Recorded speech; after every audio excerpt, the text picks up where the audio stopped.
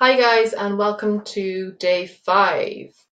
If you've missed my previous posts and don't know what I'm doing a 30-day video series with blogging tips for pet businesses. So I want to help pet businesses better leverage blogging so they can get more out of it and help them hit their business goals. And I'm a copywriter and content strategist for pet businesses, so that is really why I'm doing this. So today I'm going to be talking about how to make blogging easier so you don't lose your head, which is really, really important, right? Because many of us find creating content is time consuming, and not all of us actually enjoy creating content. So to have something that makes it easier and less time consuming is only a good thing, right? So the first tip is to plan ahead with a content calendar. So a content calendar will help you map out the blog topics that you're going to be talking about every month and when they're going to be published and where they're going to be published. So it's all going to be in this content calendar, like a diary that holds you accountable so you can get these out every month without fail. So that just makes it easier instead of scrambling for ideas, right? Yeah. Okay, so number 2 is talk about things you know and are passionate about. Because when we talk about things that we love, we really, really love, the words just flow, don't they? They just fall onto the page. It becomes easy. So always aim to write about stuff that you have a good knowledge base about and it really lights you up. Because not only is that easier, you won't be looking for ideas and content and researching and all the rest of it that is all the time consuming stuff, but you'll also be better connecting with your audience because they'll feel that passion in your writing. It'll come across. It'll really resonate with them. So that's number 2. Number 3 is repurpose and reuse your content. Every piece of content that you create should be working super, super hard for you. And you don't need to be constantly coming up with new ideas and new topics of what you need to talk about. You can repurpose those ideas across different formats.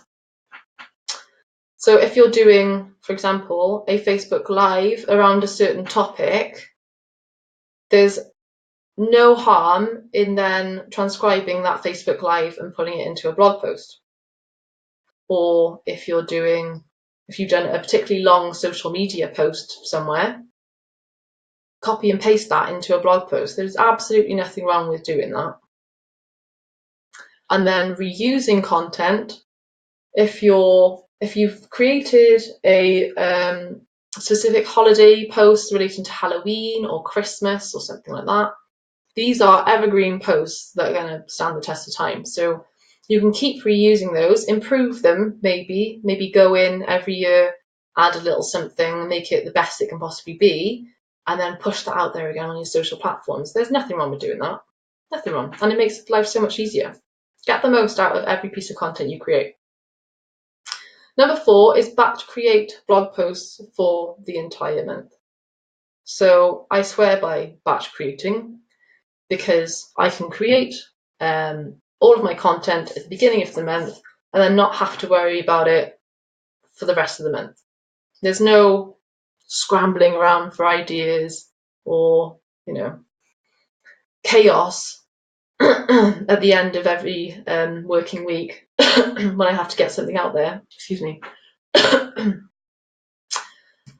Yeah, so batch create blog posts. So that can be 4 posts maybe at the beginning of the month.